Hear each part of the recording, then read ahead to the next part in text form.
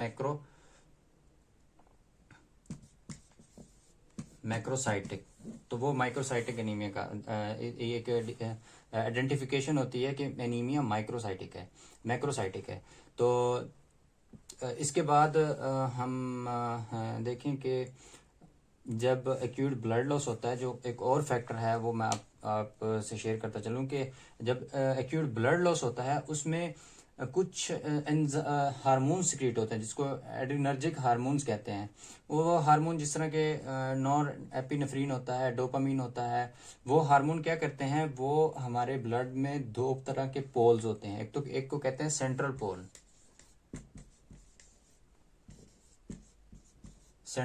एक को कहते हैं मार्जिनल पोल।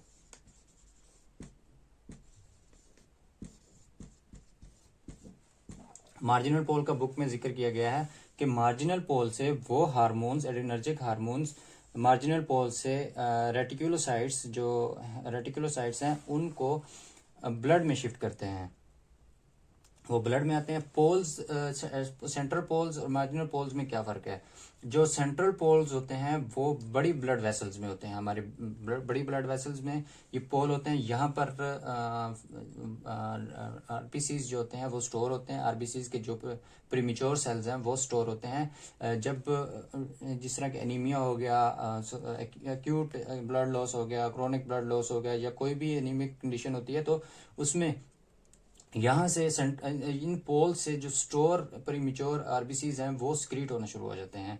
ठीक है, वो फिर रिप्लेनिश करते हैं। कंपनसेटरी रिस्पॉन्स होता है ये, वो वहाँ पर जो रिडक्शन हुई है आरबीसीज की उसको कंपनसेट करते हैं, और नॉर्मली ये सेल को और जो रेड ब्लड सेल मैस होता है उसको नॉर्मलाइज करने की एक ट्रांजिएंट रिस्पॉन्स होता है। तो सेंट्रल पोल जो होता है वो हमारी बड़ी ब्लड वेसल में होता है, और मार्जिनल पोल होता है ये हमारी पेरिफेरल की ब्लड वेसल्स में, जिस तरह के हमारी कैपिलरीज हो गई, इस तरह की छोटी वेसल्स में ये यहाँ पर मार्जिनल पोल होता है। इस मार्जिनल पोल से रेटिकुलोसाइट्स जो हैं वो चले जाएंगे हमारे पेरिफेरल ब्लड में। तो पेरिफेरल ब्लड में रेटिकुलोसाइटोसिस हो जाएगी। रेटिकुलोसाइटोसिस रेटिकुलोसाइटोसिस का मतलब यह है कि increase number of reticulocyte in the peripheral blood.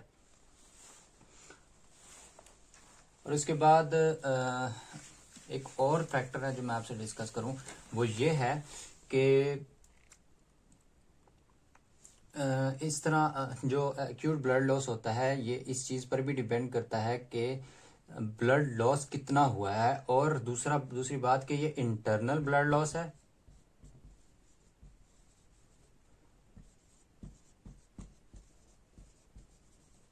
या एक्सटर्नल है।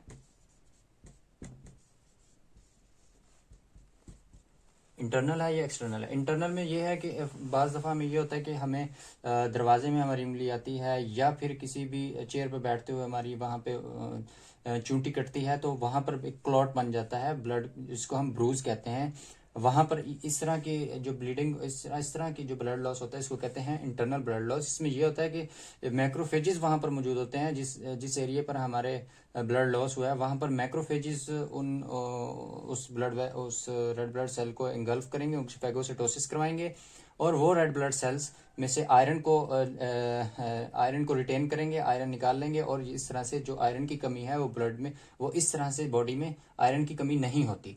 और एक्सटर्नल ब्लड लॉस में यह है कि जिस तरह के पॉलीमेनोरिया होता है फीमेल्स में, ज़्यादा मेंस्ट्रुअल साइकिल ज़्यादा होता है, एबनॉर्मल मेंस्ट्रुअल साइकिल होता है, और उसके बाद एक्सेसिव ट्रॉमा हो गया, जिस तरह के हमारी जो मेन ब्लड वेसल्स हैं वो रप्चर हो गई हैं, तो उससे एक्यूट ब्लड लॉस हो जाएगा। और उसके बाद अगर गैस्ट्रो इंटेस्टाइनल ट्रैक में लीयन है तो उस लीयन की वजह से भी हमारा फीसेस में ब्लड जाएगा, और उसके बाद एक्सटर्नल ब्लड लॉस में हमारा हिमोरॉइड्स आ जाते हैं जिनको हम पायल्स कहते हैं। पायल्स भी एक्सेसिव ब्लीडिंग की वजह से एक्यूट ब्लड लॉस उससे हो जाता है, क्योंकि वो एक्सटर्नल में आता है। एक्सटर्नल में ये फिर बॉडी से बाहर चले जाते हैं, इससे फिर जो हीम होता है और आयरन होता है वो उसकी उसकी उसकी रिटेंशन नहीं होती, वो लॉस हो जाता है। तो फिर इस वजह से एक्यूट ब्लड लॉस हो जाता है और एनीमिया हो जाता है। उसके बाद हम क्रोनिक एक्यूट लॉस देखते हैं, सॉरी क्रोनिक ब्लड लॉस देखते हैं।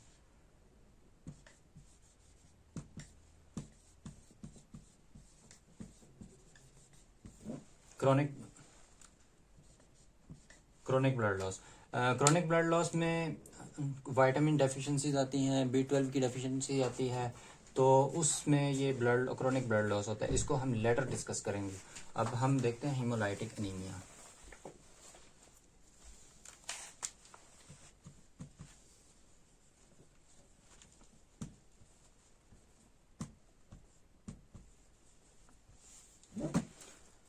हीमोलाइटिक एनीमिया जो होता है ये बेसिकली जब आरबीसी की जो लाइफ स्पैन होता है वो होता है 120 डेज। जब इन 120 डेज से पहले आरबीसी की डिस्ट्रक्शन होने लग जाए, और दूसरा इसमें ये होता है कि एरिथ्रोपोइटन जो है, increase एरिथ्रोपोइटन,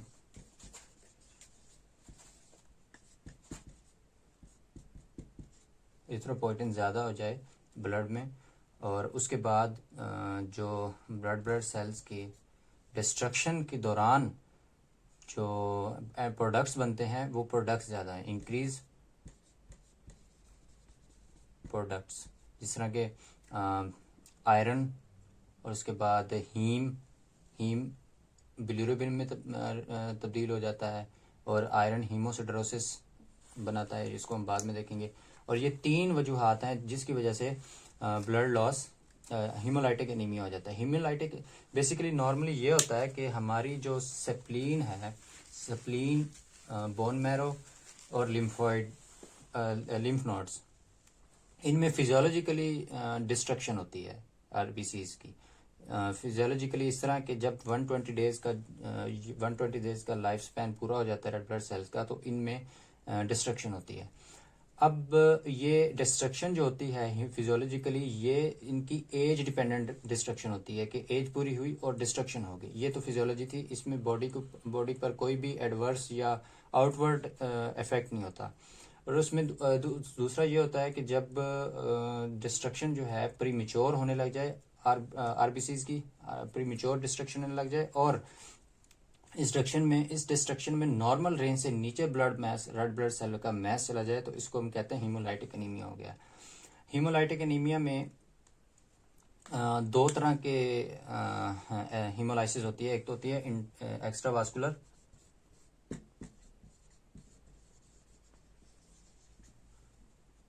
extravascular haemolysis,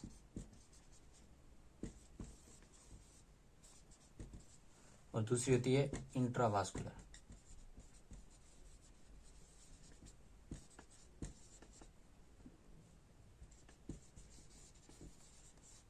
haemolysis, extravascular haemolysis में ये होता है कि नॉर्मली ब्लड में जो ब्लड वेसल के बाहर ब्लड होता है, उसकी फैगोसाइटोसिस ज़्यादा हो जाती है। बाज़ दफ़ा ये होता है कि वहाँ पर मैक्रोफेजेस उसकी इंगल्फमेंट करवाते हैं, या फिर ब्रूस हुआ तो वहाँ पर एक्स्ट्रावास्कुलर हीमोलाइसिस होगी। तो इसमें जो होता है फैगोसाइटोसिस ज़्यादा हो जाती है, और मैक्रोफेजेस ज़्यादा बनते हैं स्प्लीनिक कॉर्ड होती है,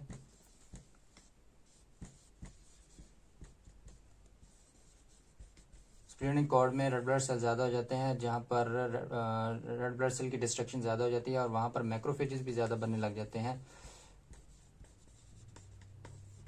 मैक्रोफेजेस की एक्सेस अमाउंट और आरबीसी की डिस्ट्रक्शन ज़्यादा हो जाती है, तो इसको हम कहते हैं स्प्लीनोमेगैली। स्प्लीनोमेगैली डिपेंड करती है कि एक्स्ट्रा वास्कुलर हीमोलाइसिस कितनी हो रही है, यानी कि अगर स्प्लीनोमेगैली की डिग्री डिपेंड करती है कि किस रेंज की स्प्लीनोमेगैली है, तो उसमें ये एक्स्ट्रा वास्कुलर हीमोलाइसिस कितनी हो रही है इस चीज़ पे डिपेंड करेगी। इससे क्या होगा, स्प्लीनोमेगैली हो जाएगी।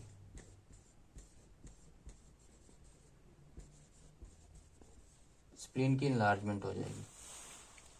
उसके बाद एक्स्ट्रा वास्कुलर हीमोलाइसिस में ये होता है कि हमारे ब्लड में एक बाइंडिंग प्रोटीन होती है, जिसको हम कहते हैं हेप्टोग्लोबिन।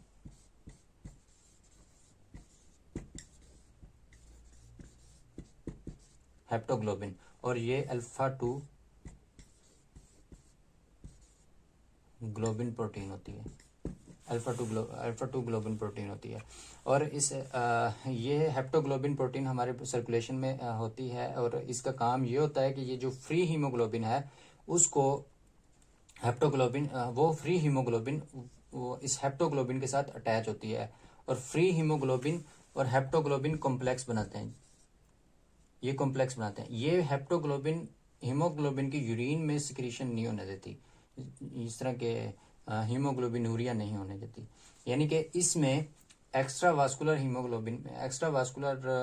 हीमोलाइसिस में हीमोग्लोबिनूरिया नहीं होगी। इसमें एनीमिया होगा,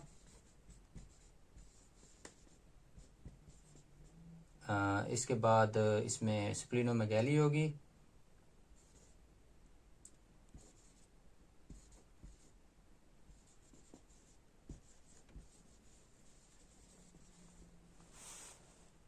और इसके बाद जॉन्डिस इसलिए कि जो हीमोग्लोबिन होगी उसमें हीम की ब्रेकडाउन होगी, हीम बिलिरुबिन में चेंज होगा और फिर जो बिलिरुबिन होगा वो ब्लड वेसल्स में ज़्यादा हो जाएगा, ब्लड सर्कुलेशन में ज़्यादा हो जाएगा बिलिरुबिन, और इससे फिर जॉन्डिस हो जाएगा। Jaundice is the yellow colourisation of skin mucous membrane. जिस तरह के अगर हम क्लिनिकली देखें तो हमारा जो कंजक्टिवा होता है वो येलो हो जाता है, येलो कलराइजेशन हो जाती है उसकी, और इसको कहते हैं mucous membrane colourisation, yellow colourisation. और डीपर टिश्यू में भी ये कलराइजेशन येलो कलराइजेशन हो जाती है। सिर्फ ये इसलिए होता है कि ब्लड में बिलिरुबिन की कंसनट्रेशन ज़्यादा हो जाती है। 0.5 to 1.5 मिलीग्राम पर डेसीलीटर ये अमाउंट होती है नॉर्मल अमाउंट ब्लड में बिलिरुबिन की। अगर ये 2 मिलीग्राम पर डेसीलीटर हो जाए तो हम कहते हैं कि पेशेंट जॉन्डिस हो गया पेशेंट को। इसके बाद अब हम देखते हैं इंट्रावास्कुलर हीमोलाइसिस।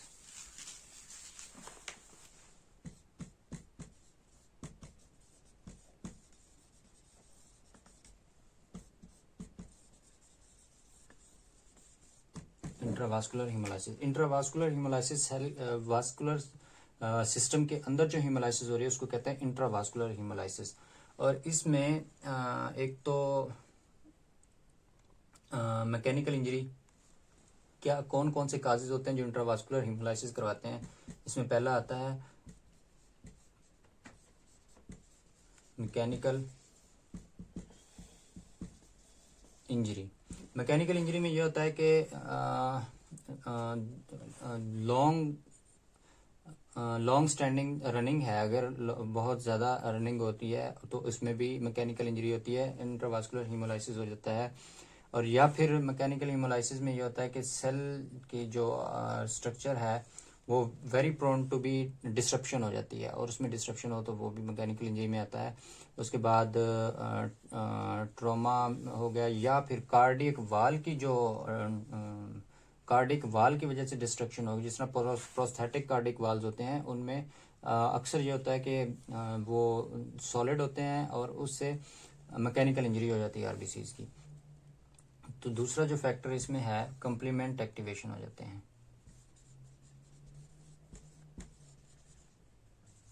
कॉम्प्लीमेंट एक्टिवेशन हो जाती है, कॉम्प्लीमेंट की एक्टिवेशन हो जाती है। अब कॉम्प्लीमेंट की जो एक्टिवेशन होती है, कॉम्प्लीमेंट बेसिकली है क्या, कॉम्प्लीमेंट हमारी इन्नेट इम्यूनिटी का पार्ट होते हैं, जो भी माइक्रोब हमारी बॉडी में एंटर होता है तो उसकी ऑप्सनाइजेशन करवाते हैं। ऑप्सनाइजेशन के मतलब कि जो माइक्रोब के इर्द गिर्द ये कॉम्प्लीमेंट के फ्रैगमेंट अटैच हो जाते हैं। जब ये फ्रैगमेंट अटैच होते हैं तो हमारे जो इन्फ्लेमेटरी सेल्स होते हैं, जिस तरह के न्यूट्रोफिल्स मैक्रोफेजेस जो होते हैं, वो इसके साथ अटैच होकर इसको रिकग्नाइजेशन करते हैं और फेगोसाइटोसिस को इंक्रीज कर देते हैं, जिससे फिर इस से इस माइक्रोब की डिस्ट्रक्शन हो जाती है, कॉम्प्लीमेंट एक्टिवेशन होती है। ये कॉम्प्लीमेंट एक्टिवेशन करते क्या है, ये कॉम्प्लीमेंट एक्टिवेशन हमारे जो आरबीसीज होते हैं उनकी जो मेम्ब्रेन होती है वहां पर अटैच हो जाते हैं और वहां पर इसकी अटैचमेंट एंटीबॉडीज इंड्यूस करवाती है, प्रोडक्शन इंड्यूस होती है एंटीबॉडीज की, और वो एंटीबॉडीज क्या करती हैं, इस आरबीसी को डिस्ट्रक्शन करती हैं, आरबीसी की डिस्ट्रक्शन करवाती हैं।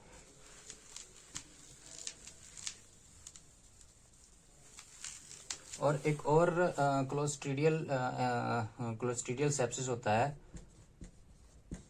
क्लोस्ट्रीडियल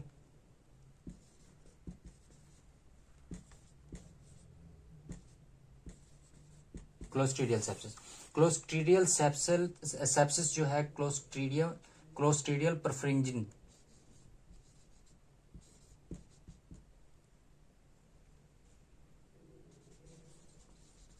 ये बैक्टीरिया होता है क्लोस्ट्रीडियल परफ्रिंजिन।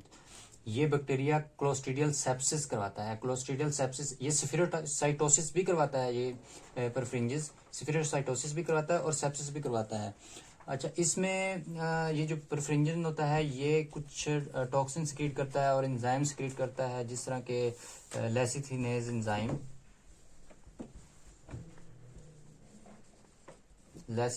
एंजाइम और अल्फा टॉक्सिन, मेनली लेसिथिनेज एंजाइम। ये लेसिथिनेज एंजाइम जो आरबीसी की सेल वॉल होती है उसको डिस्ट्रक्शन करवाते हैं। आरबीसी की सेल वॉल पर ये यानी कि इस तरह के फ्रेगमेंट्स होते हैं, आरबीसी सेल वॉल के फ्रेगमेंट्स बन जाते हैं और इसकी डिस्ट्रक्शन करवाते हैं और ये वेरी प्रोन टू बी इंगल्फमेंट हो जाता है, डिस्ट्रक्शन होती है और ये फिर ये जो है बहुत सारी कॉम्प्लिकेशंस काज करते हैं। ये आरबीसी जिस तरह के एनीमिया हो गया, ये इंट्रावास्कुलर हीमोलाइसिस होगी, तो इसमें ये होता है।